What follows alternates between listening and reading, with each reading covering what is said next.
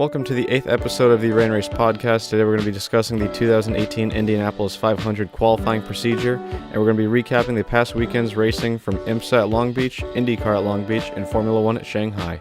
I'm Chris Aurelio. This is Rain Race. Let's go.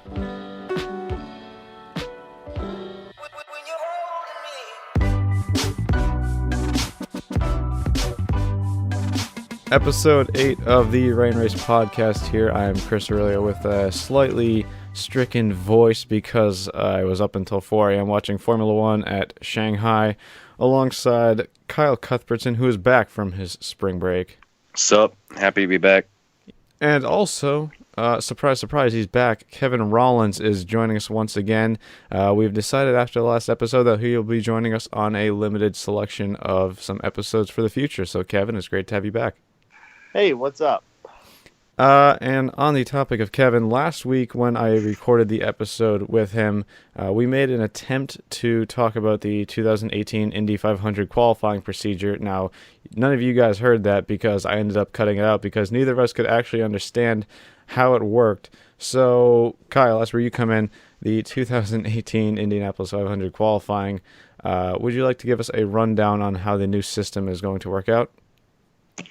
Well, I think I read it wrong, and this might be a different system, might be the same system, but it's newsworthy because we're going to have bumping, and they didn't change the system to where we're going to have more than 33 cars.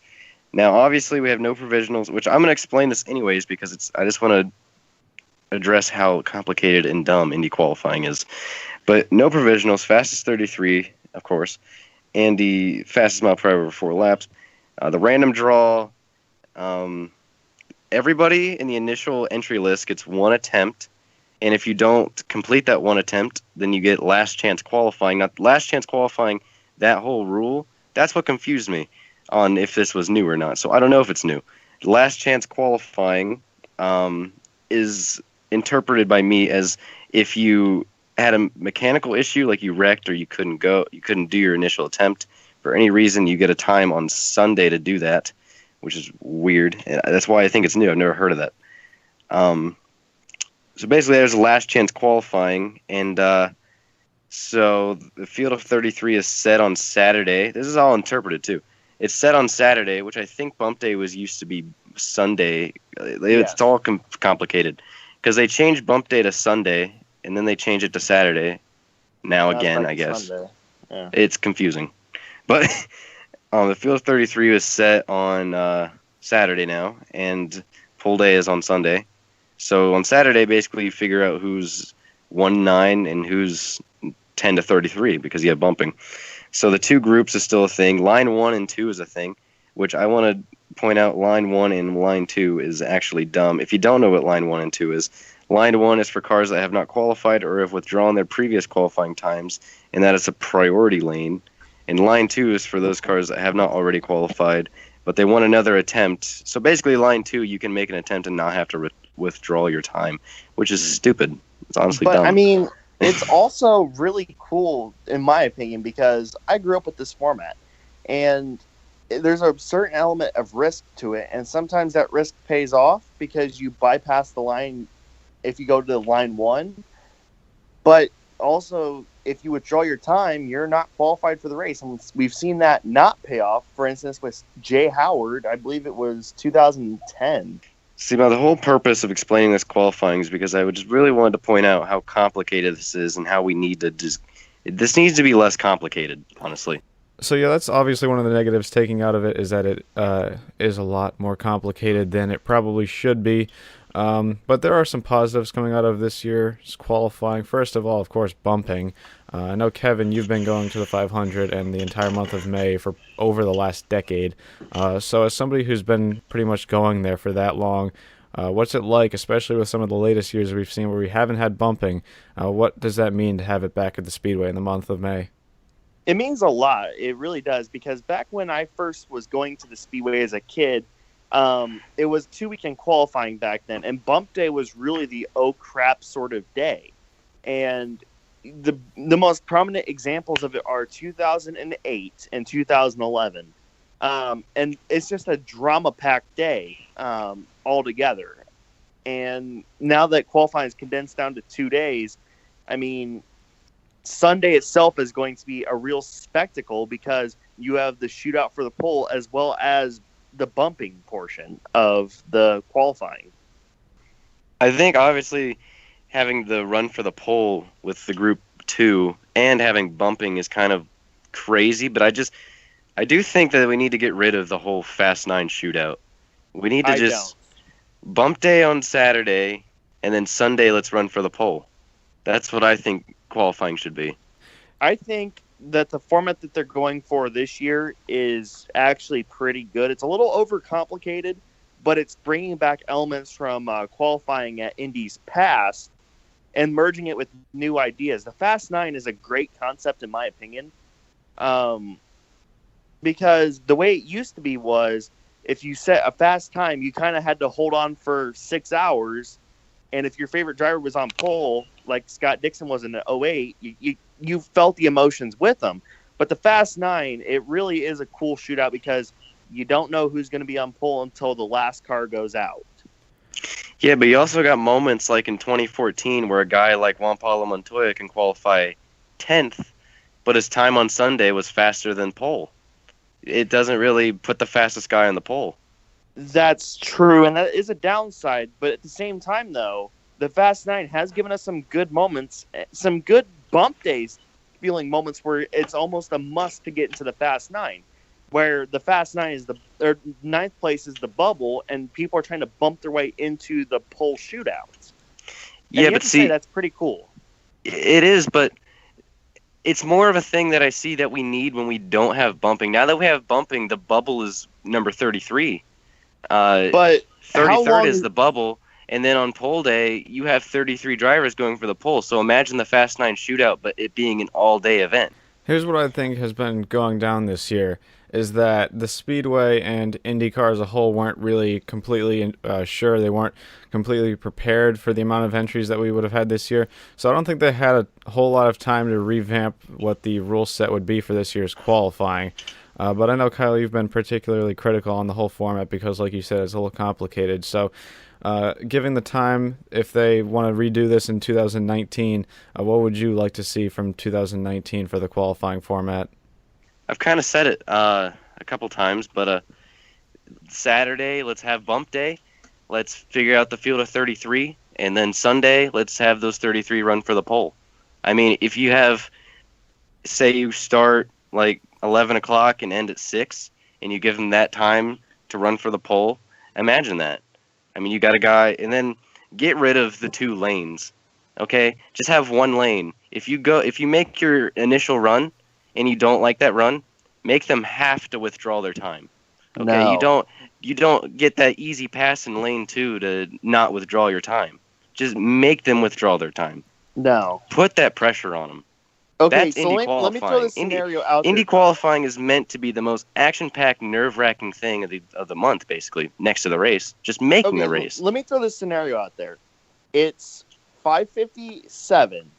Graham Rahal is trying to get into the Fast 9, so he withdraws his time, and he doesn't have a time, and he doesn't make it in the field because he crashes or something. Are you okay with that? Well, if he's a team like Andretti Autosport, then they just buy a car from AJ Foyt. That did make it in. This is quite true, but no bias. I mean, heartbreak at Indy has been a thing that's been going on through the 90s, through the 80s. Look at 1995, This is a thing that we need to go back to. I'm not with Kyle on a whole lot of things here, Kevin, but look at 1995 in Penske. I think that's a prime example right there of heartbreak at Indy. You're not just going to get handouts when you're going into that race. I think if we had David in the call with us, he'd be particularly critical that big races like Indy and Le Mans right now have too many handouts where because it's part of a championship, and especially because Indy and Le Mans we see are both double points races, they put too much of an emphasis on these full-time drivers, and I think it detracts from the purity quite a bit. Now, is it the right call from a series standpoint? I'd say yes, but again, there's the whole purity aspect of it, and I think that the traditionalists will be a little bit more upset with the whole format and the way it's laid out. I honestly think that we could go back to the format of 2011 because it worked, and the whole two-lane thing, it's not a new concept. It's been around for a very long time. They're just bringing it back. And I think we should continue with that because really, if you're that desperate to get in the field, you have to withdraw your time. But at the same time, if something goes wrong, then you have a little something to fall back on from a previously set time. It makes sense and it works. I'm just going to end this debate right here on the whole Indy qualifying. We'll be seeing that in the month of May, and stick around because we get some news coming for the month of May. Anyway, time to move on to our, couple-week-old segment now, called In Case You Missed It, where Kyle has 2 minutes to recap as much motorsport news that we wouldn't normally go over because it's somewhat smaller, not so important news. He has 2 minutes to cover as much as that as he possibly can. So 2 minutes on the clock. Here we go. Porsche breaks the Spa lap record with an Evo Spec 919 hybrid. Mike Shank Racing is renamed Mayer Shank Racing due to a new owner, co-owner, Jim Mayer. So new co-owner, still MSR. WEC at Sebring in 2019 has been moved to from Saturday to Friday now, so it's the Friday before the 12-hour. Nico Rosberg is invested in Formula E and is going to be the first driver to drive the Gen 2 car in his first public demonstration. I thought that was worthy because Nico Rosberg, and he's going to the dark side. James Davison is running with Foyt this May in a third car in the number 33, which makes it a 34th entry. And Brian Bellardi will be on that car. There's a little more to talk about on that, but I have 2 minutes. Zach Brown becomes the McLaren Racing CEO after the brand restructure, so he has a higher spot. Jackie Chan, DC Racing, they're looking to China looking for an LMP1 partner so they can move up. Honda says it's helping its chances of a Red Bull deal with these Toro Rosso finishes. Well, maybe not so Shanghai, but we'll move on from that. Yeah. Okay, this is quite true. ESPN's races are now commercial-free. Pippo Durrani said that he hopes that Wiccan's success has IndyCar's teams looking at more sports car drivers, so Pippo looking at IndyCar still. Hinchcliffe conducted the first ever underwater news conference. That's kind of fun. Dry and Reinbold announced their second car with J.R. Hildebrand, which is the 35th entry for May. So 35 entries for May. How much time do I have left? 20 seconds. Okay, then I'm going to end it there. Cool. 35 entries for May. All right, let's go. I just want to quickly talk. I know I'm kind of breaking the rules here because we're supposed to keep it within the 2 minutes, but I just want to quickly talk about that Porsche that you brought up, the highly modified car that they brought to Spa and broke the overall track lap record. For those of you who kind of been living under a rock or just aren't interested and haven't seen it, Porsche has pretty much taken their 2017 919 hybrid, which raced in the LMP1 class in WEC, and they restructured the entire car, all new aero. It had DRS on the back, the huge, massive Group C screw wing that we saw, extremely low drag, extremely high downforce, and it beat out Lewis Hamilton's 2017 F1 qualifying time by a couple tenths. So I think that's a great representation of what you can do when there are no rules, and they will be doing an entire quote-unquote world tour with that car this year, and I believe they're stopping at Nürburgring, and I think it was June. No, it's early May, I believe. Also, I kind of wanted to throw in there that they have really stripped those cars of everything that isn't necessary. Headlights, all the WEC mandated electronics, anything that had any gram of weight, they stripped it. So those cars are really running lightweight. Beautiful what you can do when there's no rules. Yeah, I mean, those cars are quite a bit lighter than the lightest LMP1 prototype within LMP1 regulations, which was the 2013 spec Audi R18. So we had quite a selection of motorsport to recap from this weekend. Obviously, like I said at the beginning, I was up until Kyle was as well on a Skype call with me. It was up until 4:30 in the morning because I'm on the East Coast of the United States, which is it worked out perfectly though. Great when you want to watch overseas Formula One races. It worked out perfectly though because Long Beach is on the West Coast for us, which that race started at 4:30, so we can just sleep in until like noon or 1 o'clock, and that that just is less time to wait for the next race. Well, it didn't work out for me because I had to wake up at 8, which again Yeah, is why you I have a messed slight up. cold here. But anyway, I want to start off with the first race from this weekend, which was IMSA at Long Beach. They had an hour and 40 minutes around the streets of Long Beach. Only the prototype and GTLM classes. And I first want to start off by addressing that my 2-race strong streak of predicting the prototype winners is indeed dead. So a quick Insert moment fail of horn. silence, please. All right, that's good. So it was the number 5 Action Express Cadillac taking home the victory in prototype and overall. And in GTLM, it was a surprise win for the number 4 Corvette. At the beginning of the weekend, I don't think anyone would have anticipated that. But then again, they've proven over the past couple of years that they can somehow, against all the odds, find a way to find themselves up front at Long Beach. So maybe it's not so much of a surprise. Prototype, actually, we had some great battles in both classes. Prototype, we had a great battle at the beginning of the race between Juan Pablo Montoya in the Acura and Felipe Nasr in the Cadillac. And then in the GTLM class, we pretty much just had a whirlwind of battles, especially even at the end when we had cars going 2 wide, 3 back down the back straightaway at Long Beach. Pretty much everyone was in contention, but we saw a lot of drama with Porsche having a tire go down on the leading 912 Porsche. And that was a suspension failure. Oh, it was suspension. Okay.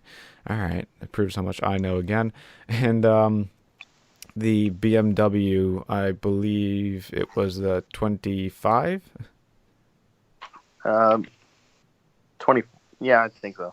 Yeah, hit the wall at the end of that straightaway I was talking about. The number 2 ESM Nissan retired because a piece of debris apparently hit the master kill switch on the car, which is quite an interesting way to go out. It was a 22 car.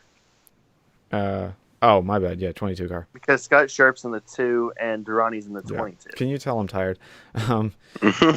Yeah, there were also there was a spin at the very beginning for the Performance Tech Orica near the fountain, and that brought out the first of 3 or 4 full course yellows in the race. Which the commentators thought was a Ford. Yeah. That out. Well, they thought it was a Corvette, and they thought it was a Ford. Then they I don't even know how they thought it was a Corvette. It was a red prototype. JDC. Yeah, I don't even know. But yeah. Anyway, Kyle, what would you like to say about the event that we had at Long Beach? GTLM, stars of the show, like usual. GT has the best battles. Yes. This race definitely had a lot less to talk about, I should say, than IndyCar. I mean, it was a really, really good race, but I mean, there's a lot less things to talk about, really. It was just all around. It was a good race, you know. And Kevin, what would you like to say? Do you have any comments about the race at Long Beach? Yeah, we finally got to see the battle that I've been anticipating, and a lot of people have been anticipating all year, which was Taylor versus Taylor. Oh, yeah. It was that, yes. The commentators like to hype that up. And also, now remember, that was a whole ad campaign for IMSA for the Rolex 24. Yep. The best part about that was the commentators were like literally talking about if there were to be a Taylor versus Taylor battle like 10 minutes before it. And they were just randomly hyping it up, and then it just happened. It was weird. And also the fact that Mazda continues to build on their progress. And, I mean, a 4th place finish with Jarvis and Nunez. Those guys are going to win a race this year. It's just a matter of when. Commentators curse.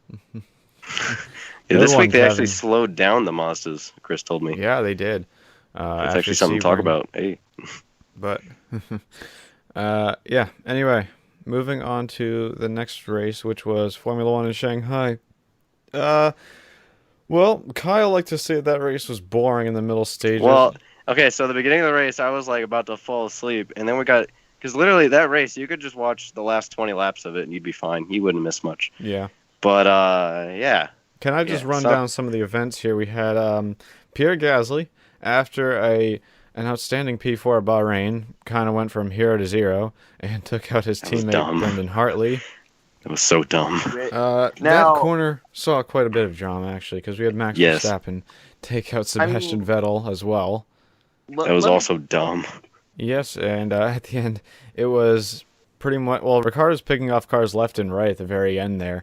and eventually he just found a gap that Bottas left open and beautifully executed it and took home the victory. So that is now 2 winners in 3 races for Formula One, which honestly, given their past track record, is actually pretty good.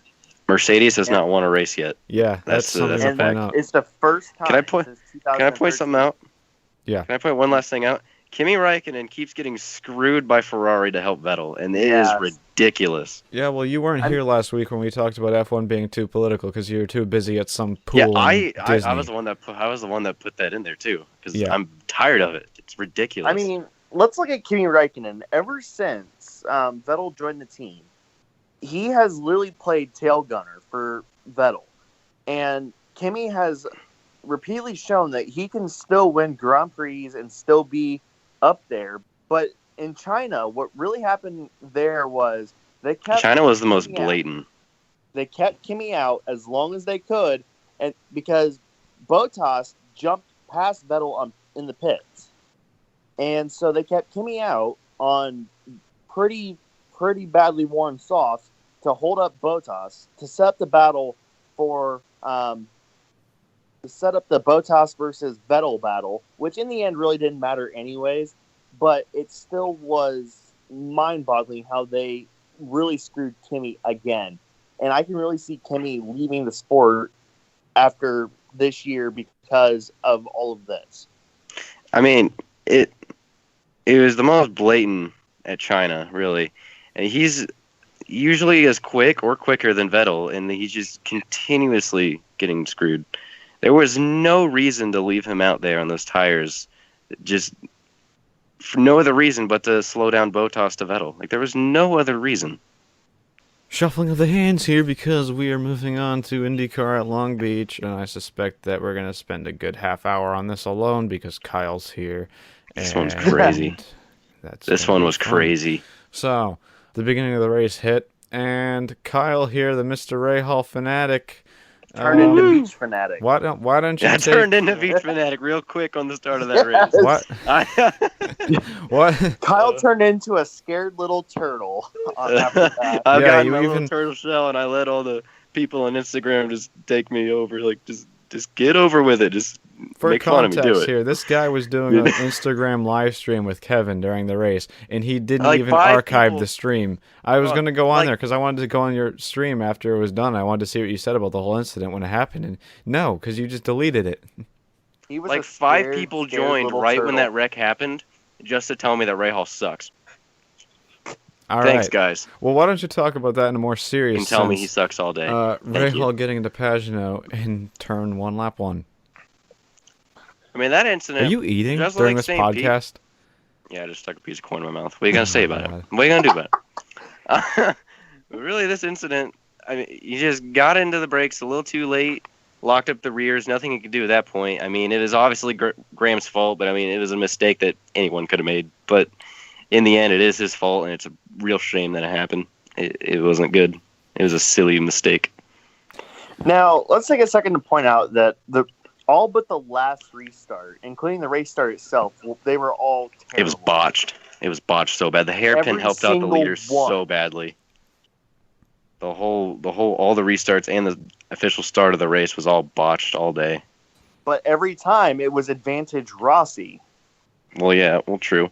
The last restart, the very last one, was actually a good one. Like, they were pretty well gapped in that one, I have to say.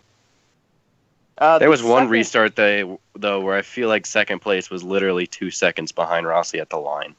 It wasn't, yeah, they were pretty botched. The second caution was caused by Kyle Kaiser spinning and stalling it subsequently. That was really the turning point of the shitfest that we got, honestly, because that caution came out at such a random point in the pit strategies. The pit strategies were already all over the place. You had guys that pit probably a good 15 laps before the leaders, and then you had the leader strategy, which seemed to be the regular 2-stop. And then I think Rossi was a good 5-6 laps. And then guys who pit on the lap 5 caution pit like 5 laps out. It was all a big jumble of strategies. There was no set strategy, or there was no, alternate, and there was strategy all over the place in tires and fuel. And that caution really kind of equaled things out. And also with the who was it? The Clayman DeMello caution really was the one that changed the race indefinitely. Tires in Okay. Tires in particular at the very start. I know I was following Bourdais quite a bit because you're a favorite guy around, but he was on the black tires while everybody else in the front seemed to be on the red alternate tires. So he actually went onto the red tires on the second stint while everyone else who was up battling with him was on the black tires. So that was one thing that I picked out that was quite notable. I He didn't was really actually holding pay decent attention. pace with the primary tires as well. I didn't really pay attention to pace, but it seemed like that first stint on the Reds that Rossi did, and I think Power did too. They went about 30 laps, which is about where you want to be for a two-stop at least. And I didn't pay attention to pace and what the difference was in the end of the stint, but it seemed like they could really hold on and do a long stint on the Reds. So I don't know what really the difference was though. Now moving on, Ryan Hunter-Reay seemed to be involved in every incident today. Oh and God. It was. I feel bad for him because ever since he won the 500, he has literally had no luck whatsoever. So let's just keep track of everything that happened to Hunter-Reay. So what happened? He had a couple qualifying flat tires. starting qualifying. He had that controversial penalty exiting the pits where he went over the yellow line. That got rid of his fastest time. He missed the fast 6. Probably a front row starter started 7th. Lap 1, he went for kind of a bonsai move. It was kind of his fault. He went inside of Dixon. He kind of peeked in there, hit his front wing. He had to pit. He went to the back, and he was in the back all day. And then Sato, Hunter-Reay, it was kind of like a racing deal. He got a little wide and out of shape, and when Sato approached him really fast, he tried to miss him, and he clipped the front wing, which put down his tire. And then when Jordan King decided to do whatever he did on Bourdais and Hinchcliffe, that's another thing we need to talk about. When Jordan King did whatever he did to Hinch and Bourdais, that somehow got into Hunter-Reay, and then destroyed Hunter-Reay's wing again. So I think Hunter-Reay had a total of like 2 or 3 flat tires and 2 broken wings. So that's Hunter-Reay's day. How about Bourdais' bonsai pass of the year, though? In Oh turn my one, God. that was crazy. Because because of my, post-Shanghai sleep deprivation state that I was in, that was the one thing that pretty much woke me up. And I was like, oh, wait a minute. Okay, Bourdais is actually a contender in this. And he was. Up until, all right, this is where the whole chain reaction kind of started here. Because This is when you get pissed off. Yeah, I got really pissed here. Because IndyCar said, all right, you crossed over the pit line. And as controversial as the pit line thing has been over the past couple of years, I agree with it. You know what? It's fine. It's there. The drivers know about it. I think that what he did when he moved over the line was a reaction to Dixon's move, but whatever. At the end of the day, I think it was fair that they made him give it up. What I don't think was fair is the fact that they waited until he had a 2-second lead over Dixon, and then they said, hey, you know what? Give it back. So Bourdais went from being, I think it was like 4 seconds behind Rossi to now he was 6.5 seconds behind Rossi. Immediately overtook Dixon again back into turn 1 with the push to pass, which I think was kind of an FU to the IndyCar race directors. And then, what was it? A couple laps, not really, more than a couple laps later, he was entering the pits alongside Dixon, and there was a couple other drivers there, I believe. Was it just Dixon? It was Dixon, Chilton, and Bourdais, the 3. Yeah. Now, I kind of want to elaborate on this one.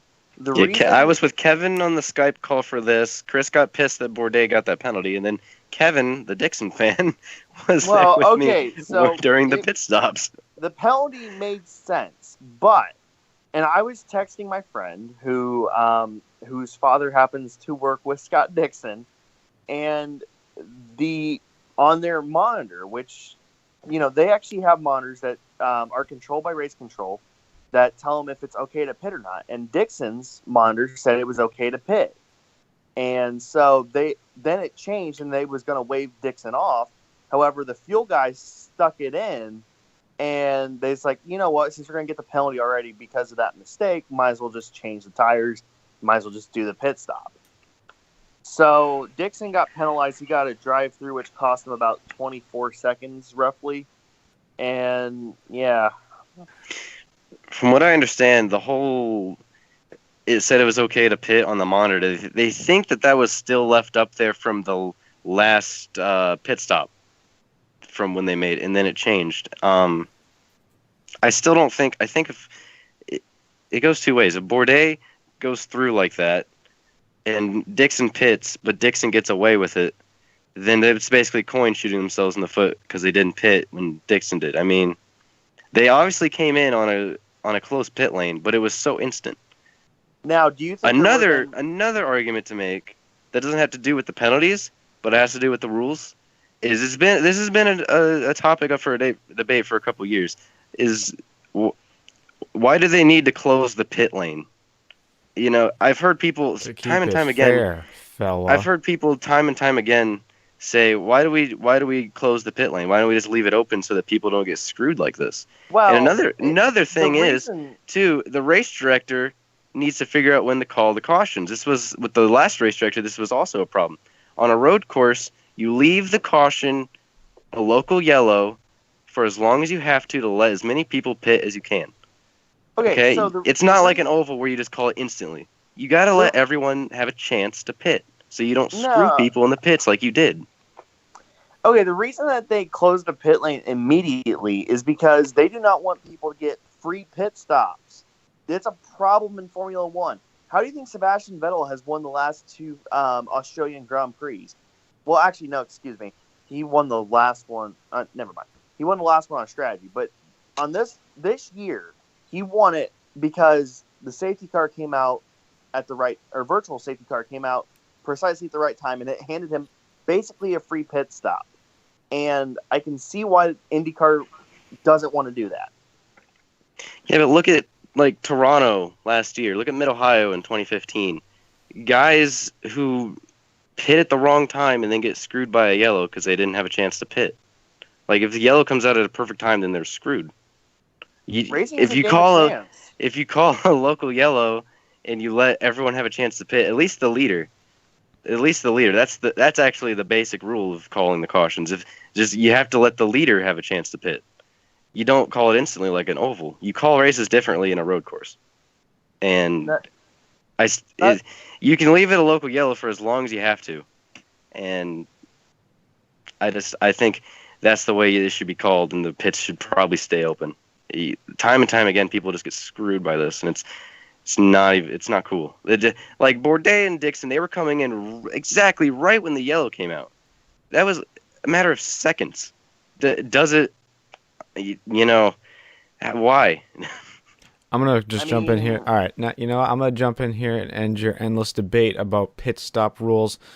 Quite frankly, because they're not that interesting. If I'm being blatant, now. You mean blunt? Sure, whichever. If you're gonna interrupt my conversation, I'm gonna correct you. So. Well, you can talk about pit stops all day on your thing. Go ahead. But I won't have Kyle there. That's the difference. Well, then invite Kyle. I'm just talking about the end of the race. Yeah, end of the race. We're not even into the end yet. So, well, Kevin, if you want to talk about interrupting people, you kind of interrupt my whole point at the beginning, which was that Bourdais was on a chain reaction because after that whole pit stop deal, he got sent back and restarted. I think it was his 11th. He got taken out by Jordan King in the hairpin, which has caused quite a few issues over the past few years. What was Jordan King doing? I just don't understand. It's a hit rookie the side error, of Hinchcliffe. He dive bombed Hinchcliffe, smacked Hinchcliffe dead on, and then wrecked Bourdais in the process. I just don't know what he was doing at all. Now let's have a moment of silence for that front wing that Lily made it like one lap. Okay. Yeah, true. Because Jordan King, he just got a new front wing. Talk. All right, that's a good moment of silence. Anyway. At the end of the race, it came down to pretty much, oh man, it was Rossi and it was Wapa coming down. Slick Willie P. Slick Willie P, man. Came down to Rossi and Slick Willie P for the finish. By the way, Paul Tracy, never, ever, ever call Will Power Slick Willie P on broadcast television ever again, please. Thank you. Chris will find you and he will do something. He No, probably I won't really kill you just because he won't. doesn't Paul want to go to Tracy's jail. a pretty big guy. I won't do that, but yeah, just flat out, just don't do it. Are we back to talking about fights on this podcast? I What are we mean, doing? if you want to throw Paul Tracy into that Andretti fight, I'm gonna put him like, I don't know. Who would win in a fight? Paul Tracy, Lee Diffie, or Townsend Bell? Oh, Paul Tracy, hands down. Remember, Lee Paul Diffie. No, you know Tracy- what? Lee Diffie shouldn't Hey, even back- fight. back- Lee back- Diffie should back just to the race, commentate Back it. to the race. Back to the race. Lee That's over. Diffie Go. would just have to commentate that. That'd be fantastic. Let's go back to I'd the Lee pay race. for that. Diffie needs to be an MMA fighter. Can we go back to the race now? Yes, we can. That was meant to be like a 2-second ordeal, and now we're still going on about it. Let's With- go back to the race. With the exception of pit strategy, Alexander Rossi pretty much walked with that race. They were talking later in the race about him having a possible brake issue with the brake feeling soft, but in the end, it didn't really look like it affected him that much, and he pulled a good victory in his home state of California. So, any concluding thoughts on the race weekend at Long Beach? Zach Veach finished P4, That's which correct. made me very happy. I'm just Hey, wait, very I just want to quickly disappointed throw in this him. in right though. here. Hold on. If you're watching on YouTube, there's a card at the top right to watch the Zach Veach podcast. You probably should. Thank you very much. But I'm very disappointed in Zach. You know why? Why? He didn't thank the Rain Race podcast. I in an know. interview. I was just I thinking thought we in had the a post-race sponsorship interview. deal. I thought we had a sponsorship deal. Like I thought I that was a didn't, thing. to be fair. Well, but you know what? He help comes a up on the brother out, though, podcast. man. He comes up on the podcast, and then he starts finishing fourth. So I mean, we're obviously the luck. So come on, where's our shout out? Do I have to be the one that mentions that Phoenix was in between this race? and That doesn't your matter. podcast? That doesn't matter. Yes, Doesn't it count. does. It was the first Doesn't race. count. Doesn't count. No. Meanwhile, during the second half of the race, I wasn't on that Kyle podcast, was- so it doesn't matter. It's not the luck. I'm during the the luck. second half of the race, Kyle was texting Zach Veach advice as well. Let's throw that. No, out you there. just said I should be. No. I was trying to make you look cool, but you know. Yeah, I was texting Zach Beach. That's what happened. Kevin, do you have any concluding thoughts from Long Beach? It was a cool weekend. All right, it really was. That's very descriptive. Good one. It was a cool weekend. I look forward to it every year because IndyCar IMSA doubleheader. I mean, it always turns out to be a fantastic race. Kevin, why don't we go next year? It's a cool weekend, dude. Let's go.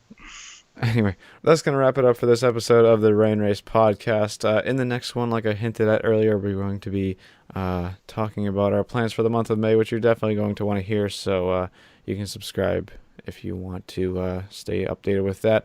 Anyway, in terms of races, we got IndyCar at Barber next weekend and Formula One at Baku in 2 weeks. So we will have some analyzations going on for those races, if that's even a word. Anyway, that's going to wrap it up for this one. You can go subscribe to Kyle and Kevin. There's a card at the top right if you're watching on YouTube. And Google Play, Apple Podcasts, youtube.com/c/deductive brain, all that good stuff.